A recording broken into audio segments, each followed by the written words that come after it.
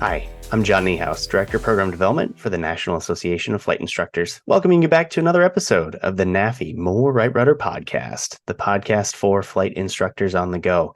And today I'm excited to talk about an event that we've been working all year on, even into late last year, and we'll talk a little bit about that shortly. But we've got the NAFI Summit coming up, and I have a special guest who's been intimately involved in the planning process of it, and that guest is NAFI President Paul Breidecker. Paul, welcome. Hey, thanks so much, John. And you're right. This is a big event for us. It's a team effort. There's a lot of things going on behind the scenes, but we're really excited to bring this to the flight instructor community, and we're looking for a successful event. Absolutely. Yeah, we're excited. I think the community's excited. We're seeing registrations every day. And so this is just something that I think is going to be a great way for flight instructors to connect, network, and hopefully learn something. Before we get too far into the details, I want to make sure that we get out in the beginning, and we'll say this probably multiple times, but the NAFI Summit is going to be hosted in Lakeland, Florida. And it's going to be October 24th through 26th. And of course, we'll get into the details a little bit later. But if you aren't familiar with the event and you want to sign up or even just learn more, you can go to the NAFISummit2023.org website, NAFISummit2023.org. So, Paul, where I thought we could start, where did this come from? NAFI's not really known for hosting big events. So where did the NAFI Summit come from? When did we start planning this? Give me the details on how this all came to be. John, it's a good question, and we certainly spent quite a bit of time at the board of directors level talking about this. A lot of it kind of came out of COVID, actually. We all know that we've had to live through a difficult time where we're doing so much of our work remotely. We feel like we've always done a good job of presenting good content, but of course it's always been delivered as we're doing now. You've got your podcasts, we've got the SIGs, we've got the professional development program, we've got Mentor Live, we've got Mentor Magazine and eMentor. So everything we've done is really content focused, and we pride ourselves on the content, but we've been delivering it in those mechanisms for a very long time. We began to think after COVID that maybe this is an opportunity for us to extend what we've already been doing and doing it well, but extend it to an in-person, face-to-face format. So that's what got us started, was how do we do what we've already been doing, but bring people together? Because I think there is some demand for that now, and we certainly have seen it in other venues and other mechanisms. And plus, we look at our success at AirVenture. When we go to AirVenture, we know many of the reasons that people are coming by the tent is for the content. So we just felt like we wanted to capitalize on that, take advantage of the situation that the environment and the industry brings right now. There's a lot of demand for pilots. There's a lot of demand for flight instruction. Sort of one is driving the other. And we thought a event that is really trying to improve flight instruction profession, tips and techniques, running your own business, some of those other themes would be ideal. Now, I have to tell you, this is a big deal for us. You're right. We haven't done this before. We're not known for it. We're sensitive to the fact that there are lots of other conferences in the industry. So we're asking, our members to compete a little bit with other organizers' time. So we know about that. And if we focus on what we're really trying to do here, it's quite simple. We want excellent content in an environment which will promote exchange of information, networking of people who are there, and then make this a successful event so that we can do it again. So it's sort of been a multifaceted reasons, but the strong reason is we want to bring good content. We want to have a mechanism for people to come face to face after, the past couple of years. And we're looking forward to it. Yeah, you mentioned content, and of course, the old adage of content is king and all of that stuff. And NAFI puts out quite a bit, as you mentioned. I mean, we have a lot of different forums that we produce. How is the content at the summit going to be unique? I know you have the categories that you guys set up. Let's talk a little bit about that and what makes the summit different. So let's go back to AirVenture for a moment. We put out a call for presentations, prior to AirVenture, and that planning starts, well before the event, and we get a number of presentation requests. We're not able to accommodate, everybody at AirVenture who sends in a paper. But I wouldn't say that AirVenture is organized around any central theme other than we want to help people get better, at bringing them information that they can find useful in their day-to-day work. We felt like for Summit, we needed to frame that a little bit. Mm-hmm. So we picked 6 themes. You can go on the website and see what they are, but essentially the themes are about, pilot well-being, running your own business if you're an independent flight instructor or a flight school, using technology effectively, tips and techniques. We have a section, about what went wrong, which is basically a review of instructional accidents. And then the other one was kind of creating a path to success for our students. So we, as a team, we got together to kind of frame up those basic themes. And then when we sent out our call for papers, we said, we've got presentations open, send us what you would like. But please make it fit into one of these themes. I'll be honest with you, John, where we started on this was we thought, well, if we get 15 good presentations, then we can just run sort of linear presentations at the venue, meaning one presentation after another, throw in some breaks and lunch and call it good. We got 50 presentations that were sent in, and I would say all of them fit the bill and were good. However, we cannot, kind of knowing this is our first event, accommodate 50 presentations. So we made a conscious decision to get that down to a more manageable number. I think right now it stands at about 28. If you think about that, we run about 30 presentations during the week-long event at AirVenture. We're now talking about running 28 presentations in basically a 2-day event. So it's an aggressive program, but we really, really felt that the strength of the presentations and the content it offered to the attendees was really something special. Mm-hmm. So in order to accommodate that, we're running, we call a session an hour and a half. So a session for us is an hour and a half with 2 presentations per session, and we're duplicating that in 2 rooms. So essentially, every hour and a half, we have 4 presentations occurring. Wow. So people will be able to, pick and choose and move back and forth, based on, their particular interest. It's an aggressive program. I'm pretty scared, actually, about making sure that we can keep things running on time, because we don't have a lot of, space to miss our timing mark. Nonetheless, I mentioned networking. We do want to build in some time for networking. So we have some breaks planned in the mornings and the afternoons. Mm-hmm. We were going to have a lunch period that was an hour long, but we thought it's just not enough. Let's do it for an hour and a half. Because in addition to the networking opportunities, we do have exhibitors who will be there. And that's another success story.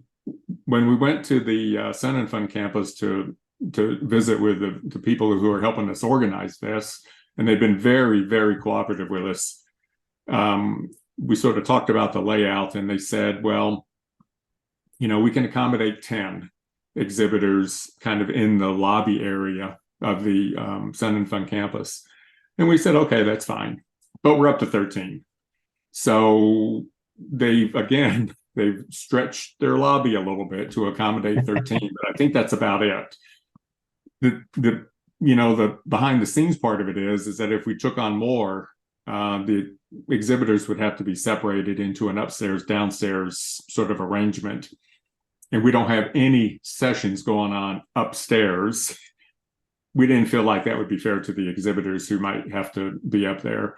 So we're trying to really make this a strong event. We understand there are just some logistical limitations for our first event. Mm-hmm. So right now, as I said, we've got a full schedule of presentations. We have a full slate of exhibitors. Some of our sponsors have been very generous to help us out supporting some of this, so that we can bring in some good food and kind of make this a complete on-site event. Yeah, I mean, there's a lot of excitement here, and kind of a lot to unpack from what you just said. I want to back up just a minute. 50 presentations. That's first and foremost, that's incredible. And speaking on behalf of NAFI, and I'm sure you would as well, thank you to everyone that submitted their information to that. I mean, I'm sure that everybody worked super hard, and from what I've seen on my end as, kind of producing content for the professional development program and the podcast, I mean, the members that submit for these things, they work really hard, and generally speaking, it's great content. So I'm sure it was a difficult choice for you guys to determine who was presenting for the first year. A couple of people made it easy for us, because they 2 or 3 that I can think of actually submitted 4 presentations. Oh, wow. So I had a dozen coming out of 3 individuals. Again, they were all great presentations, but to be fair to everybody else, we said, 1, possibly 2, is going to be the limit. Yeah. So some of those choices were easy. Others, it was a hard choice, of course, because many of the people who we've had experience with at AirVenture submitted, and some of those are accepted. Some of them we said no. We put them on a waiting list, but nobody has pulled out to say, we're not doing this, so the waiting list is there. But I think what will happen is the waiting list will become the presenters for next year. Sure. So. Yeah. And that was going to be my follow-up question, which is, let's assume, and I'm choosing to, that this is wildly successful. Yeah. And when someone wants to potentially submit, now that they know about it, submit for a presentation next year, are there guidelines that they should follow? How do they curate something for this? Yeah, I think what's going to happen, John, is we're going to get through this event. We're going to, take a breath and kind of see what worked well and what didn't. I mean, there's always going to be room to improve on this, because there's so many little details, that are going on behind the scenes, some of which we don't even know about yet, I'm sure. Mm-hmm. That's why I stay a little bit scared, about this, but it's honestly, it's a pretty heavy lift for us. So, we have our own dedicated website, which you've talked about, NAFISummit2023.org. And that really has helped to, be a place to package all of this in terms of the presentations, the abstracts, the biographies, the photos, the topics, and all of this, all the registration stuff. So all of this is nicely packaged at the website, and that site will continue. Mm-hmm. So once we kind of fold up 2023, we're going to start putting in plans for 2024, and at some point kind of go through that same process about if you want to present, or if you've already submitted a presentation, then we've already got something there. Basically, I don't think our themes will change much. I mean, it's possible that we might alter a theme, kind of maybe based on technology or something going on in the industry. But the core themes, I think, will probably stay the same. Like I said, plus or minus a couple of things. And the way we do it is when we put out a call for papers or presentations, we're just simply asking for like a 250 word abstract. And then, we do a review and then go from there. And I think that process will pick up kind of after we, catch our breath, early November. So right. No rest for the weary, though. Yeah. It's it's what you don't know the first time that, is probably going to get you. But we have actually talked to some conference organizers who have, actually done this before and kind of have gone through our program and, all the stuff on behind the scenes. Mm-hmm. And we just point blank asked them, is there anything we've missed?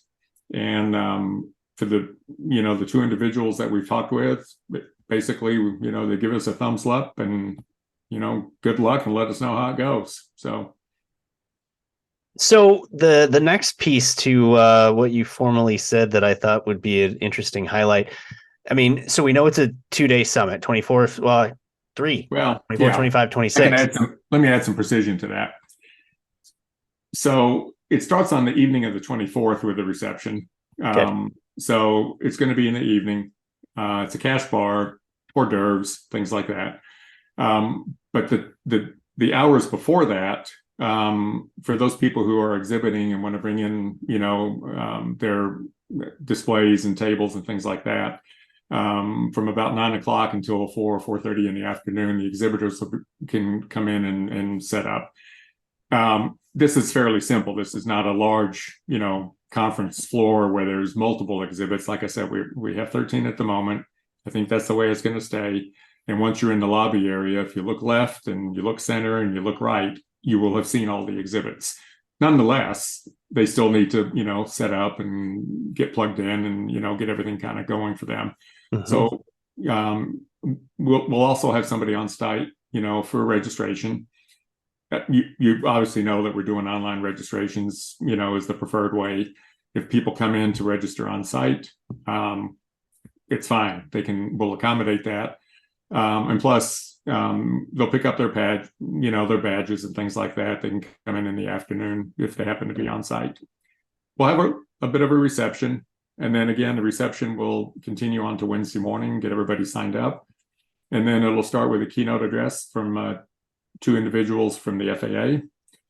They're actually in the General Aviation and Commercial Division. So their role is kind of monitoring general aviation, flight instruction, certification, all those things. So they'll be talking about the agency priorities, especially as it relates to our audience. And then we're pleased to have Richard McSpadden from AOPA and Bruce Landsberg currently from NTSB. He was formerly at AOPA.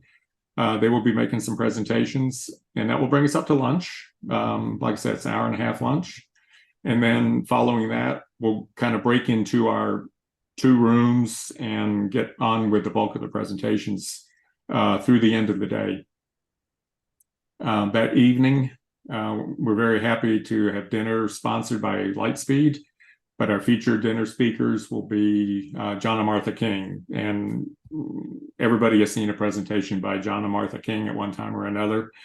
They're going to focus a little bit on kind of their business and how they got started. I mean, they recently wrote a book called Lift, which was about how they kind of started out in, years ago. So they're going to talk a little bit about that and also about the professionalism of being a flight instructor. So it'll be a busy first day. Actually, first real day. The previous day is kind of a get together, network and reception sort of a thing. And then on the 26th, which will be Thursday, it just picks up and we continue on. The other thing that we baked into the program, John, we have 2 panels. At the end of the first day, before dinner, we have a DPE panel. So it's sort of the time for the DPEs to make presentations about what they're seeing in the industry right now and to have the audience ask questions.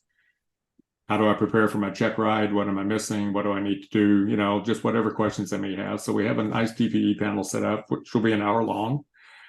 At the end of the second day, which will be the last closing panel, it's a panel about running your own business.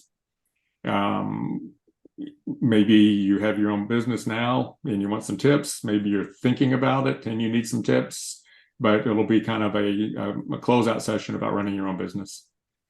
We'll have a few closing comments, and that'll be the conference. Well, and never miss an opportunity to meet the Kings, because of course, whoever said don't meet your heroes didn't meet John and Martha King, because They You know, are John, every bit as genuine and I was just going amazing. to say that I've seen them in a variety of settings, and they are so gracious with their time, pictures and handshakes, and and they're so appreciative of people in aviation. Um, you know, Many people have looked to them to help with their flight instruction, but John and Martha will just tell you that they're honored to be a part of it. So, Mhm. what you see with them is what you get in real life. So they're Absolutely. nice folks. Yeah. And here's the tough question of the day, although it may not be that tough. You know, in today's world, certainly inflation and money being a very important thing. Obviously, the summit has a cost, which we can talk about a little bit later.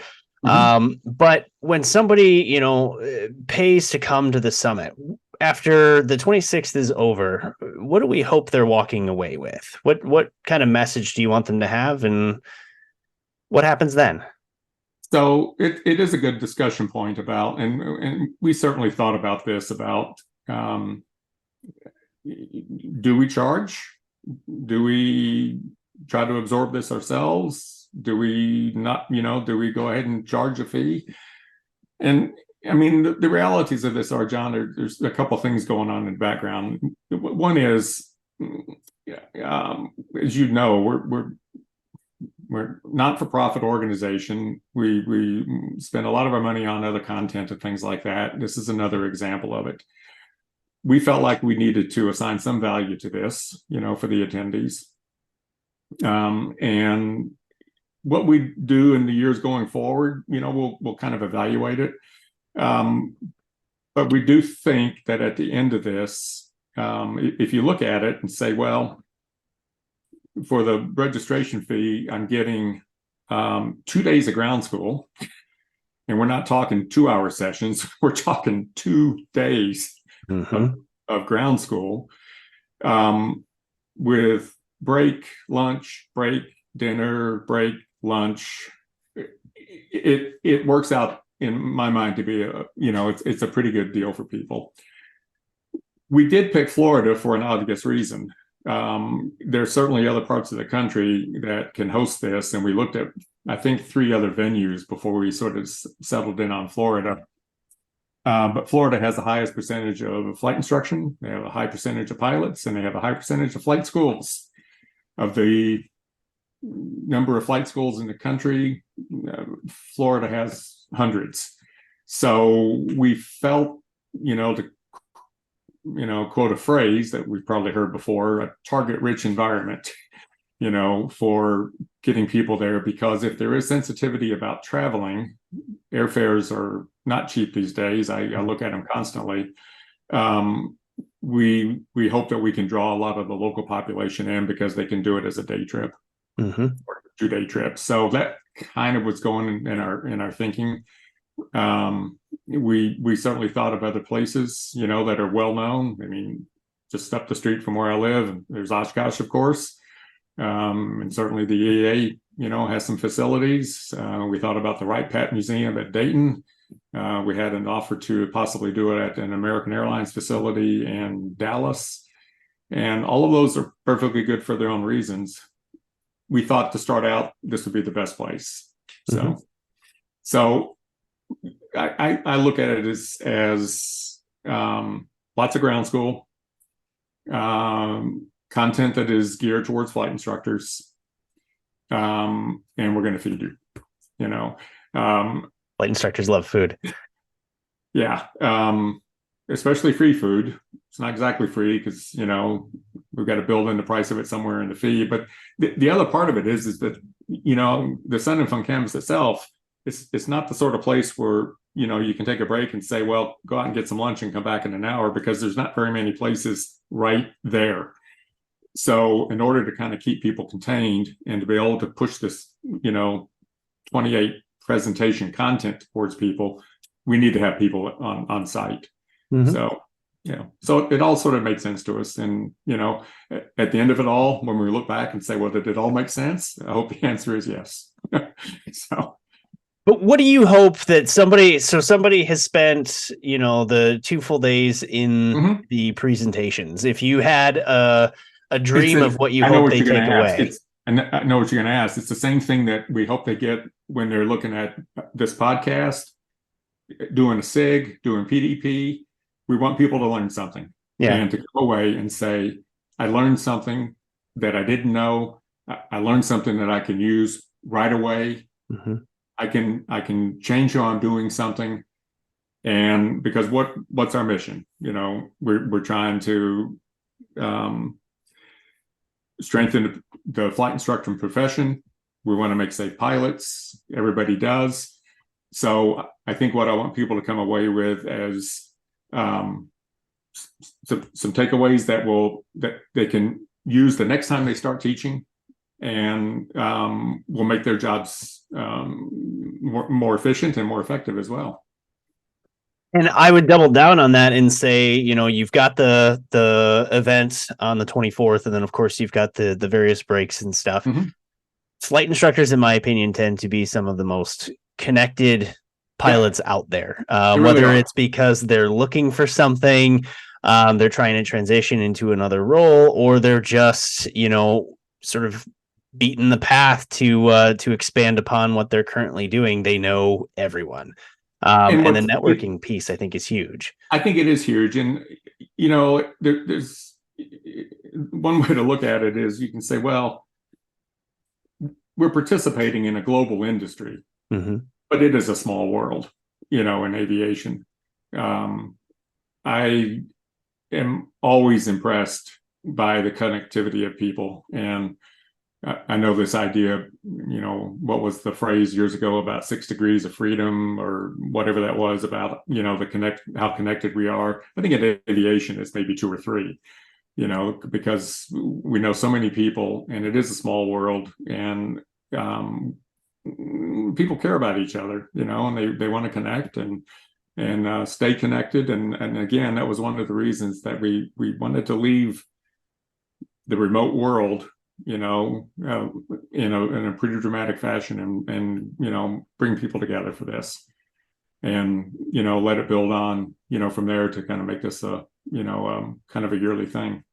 Yeah. So, to kind of sum all of that up, obviously there's the learning aspect, and that's really what we're leaning into. But if you want to learn something, come to Summit. If you want to sort of expand upon your own circles, network a bit, find a new opportunity, be better at the opportunity that you currently have, all of these things are possibilities at the Summit. They are. And our exhibitors are making an investment to come because they believe in it. I just had a note from an exhibitor just over the weekend as I was kind of going through some emails, and the comment was, we so believe in the 6 themes that you're promoting for flight instruction that we're happy to be there. And they've said that they'd be happy to help promote this across their business model as well. So content does matter, but it's got to be good, and we think we've hit the mark on that. When you think about all the work that has to go into presenting a presentation, I mean, basically each presentation is 45 minutes, but in reality it's going to be more like 30 or 35, and then a little bit of time for questions.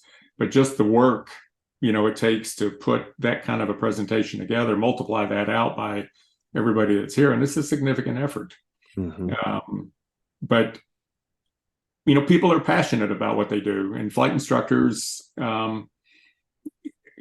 we all have our stories, right, John? I mean, everybody has their stories, everybody has their experience, and there is a element of what we do that is about sharing.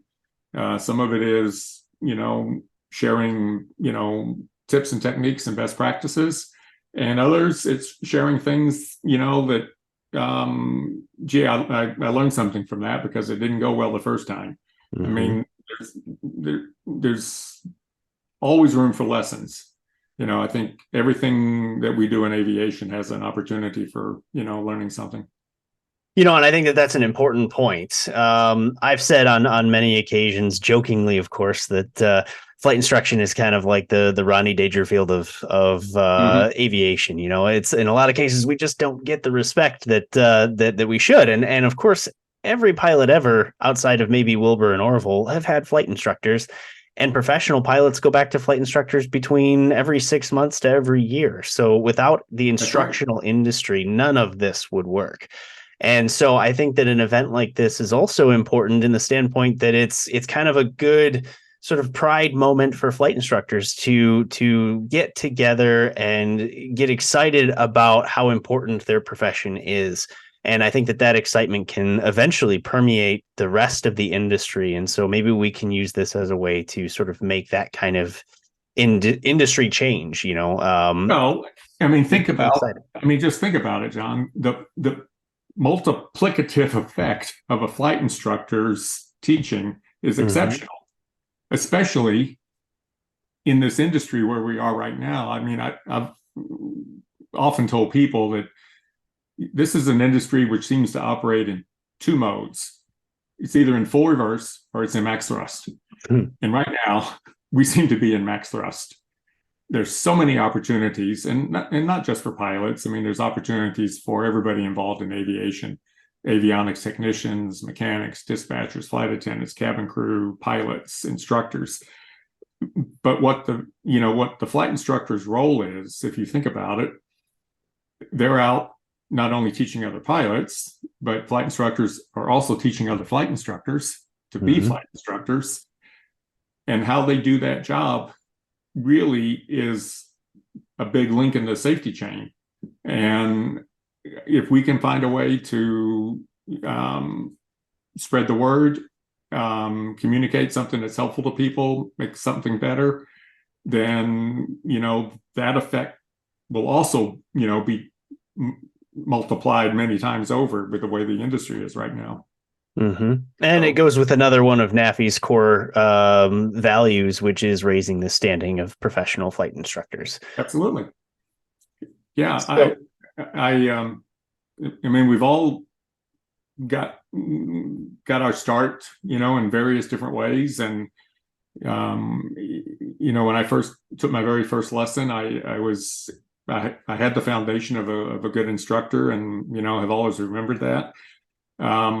And then I wanted to go on and be an instructor myself, and became a small or became, didn't become a small instructor. I became an instructor at a small airport, about 8 miles west of here. And some of those experiences that I learned there, I'm still, remembering, 30 and 35 years later. mm-hmm. And from time to time, I'll run into somebody that I'd worked with a long time ago, and they always remember their first instructor, or somebody that had an impact. So we have the opportunity to do so much for the industry, and NAFI's just John. I mean, we're a small group, but we're just trying to do big things, and this is one of them. I like that small group trying to do big things. So, Yeah. Paul, as we wind this down, I'd be remiss if we didn't talk about the various sponsors and exhibitors. And I'm just going to read off the list here. Yeah, go for it. Certainly, you already mentioned Lightspeed. Lightspeed is our dinner sponsor. This is one of the larger sponsorships that we have, and of course, we thank all of our sponsors and exhibitors, but especially Lightspeed for really kind of helping us out with that and representing themselves at the event, and so that's pretty exciting. Other sponsors include pilotsafety.org. That's Gary Reeves' company. Yes. Longtime friends of NAFI, of Emco Insurance Company. We've got Flight Training Finance, Gleim Aviation, M0A, Ortega Aviation Services. Kirby Ortega, the founder of Ortega Aviation Services, is actually an inductee to the Flight Instructor Hall of Fame, which is cool. Oh, that's cool. Longtime friend of NAFI, Sporty's Pilot Shop. Their founder's also a inductee to the Flight Instructor Hall of Fame. Stratus Financial. Aeronautical Proficiency Training, which the gentleman who runs that is the same individual, John Typin, who helps us with Mentor Live. So he's a longtime friend of NAFI. We also have the Balloon Training Academy, and we actually partner with them for what we call our elite balloon instructor, which is similar to the master instructor program, but for balloonists. And of course, their founder or co-founder is one of our board members, Adam McGee. Let's see, a couple of these are listed twice. So those are all of our sponsors. And then the list of exhibitors, these are the ones that you talked about that will actually be in the sort of convention hall during the breaks. And I think you said during lunch as well, so that people can meet with them. And this includes Aerox, AOPA, Assured Partners Aerospace, Avemco, Flight Training Finance, King Schools, Ortega Aviation Services, Right Rudder Marketing, Sporties, and Stratus Financial. Now, these may change. Of course, we've got another month and change, and so it's always possible that more may sign up. But yeah, we thank both of the sponsors and the exhibitors for being there. And if you do come to the event, don't be afraid to walk up to any of these companies and chat with them. We know the majority of these personally for various other things we've worked with. And of course, everyone in aviation tends to be very open and willing to chat. And so just feel free, say hi. We want you to communicate with them. And talking with the exhibitors is also another form of networking. So don't forget that. Well, I think, one way to look at it is, we talk about, how we fly or, what the mechanism is. And, we talk about, single pilot. You're never really a single pilot because you need a mechanic, you need the fueler, you need somebody to, take care of your airplane. You need ATC, there's so many connections to this. And that's kind of about how I feel about Summit. This is a team effort. I've got excellent people, working, with and for NAFI, to help us pull this off. Our sponsors and exhibitors, and of course our presenters, because without the content, we wouldn't be doing this. So absolutely, it's always a team effort. Yeah, and I think we'd be remiss if we didn't mention, as we again close this out, one of the, and you may know even more, but one of the volunteers that we have helping us with this event is a lady by the name of Samantha Boyer, and I believe she's really put in a lot of work for us. You're not kidding. Samantha's associate professor at Embry-Riddle University, and of course in aviation. She jumped in months and months ago and said, "Hey, I'll help you out. I'm into project management. I'm right here at Embry-Riddle. I know the folks at Sun and Fun," and we said, "Perfect." And she has been an outstanding contribution, to helping us pull this off, because, like I said, there's a lot of details. And Samantha has the ability to run meetings on time, keep us all organized. We got spreadsheets everywhere, about this, and Samantha's been a key element of that.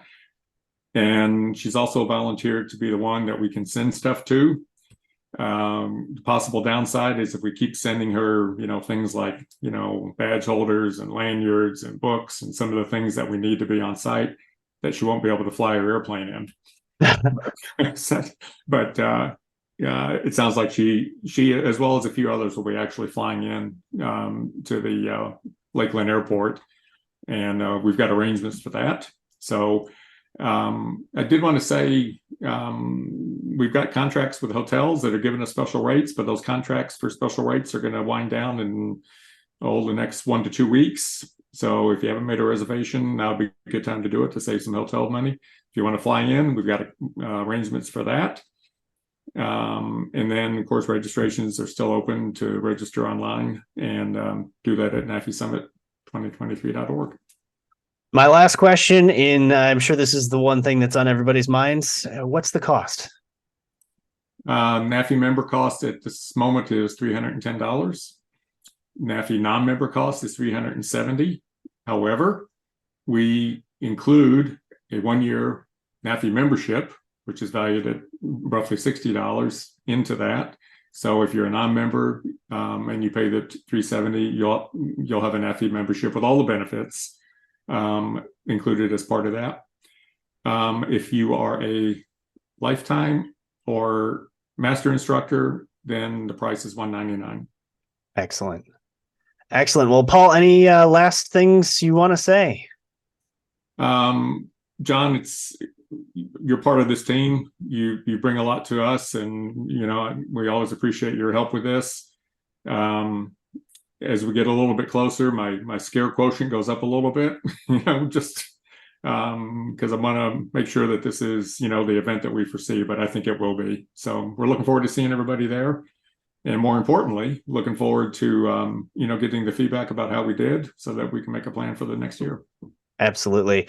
Now, folks, once again, the NAFI team is also going to be there. So if you're curious about any of us, myself included, I plan to be there. Paul's going to be there, and our board of directors and some of our staff members. So that'll be included in the networking. We're always excited to meet flight instructors and especially NAFI members. So it's exciting for all of us. And just to kind of play with what Paul already said, if it's 3 degrees a separation from aviation, the old game is 6 degrees from Kevin Bacon. Well, we can all play 3 degrees from John and Martha King. So enjoy that. But October 24th through 26th, Lakeland, Florida, NAFI Summit 2023.org. And if you have any questions at all, feel free to contact NAFI directly. And our website is nafinet.org. Well, thank you all for joining us. Paul, thank you for coming in today. Hey, a pleasure. And we'll do it again.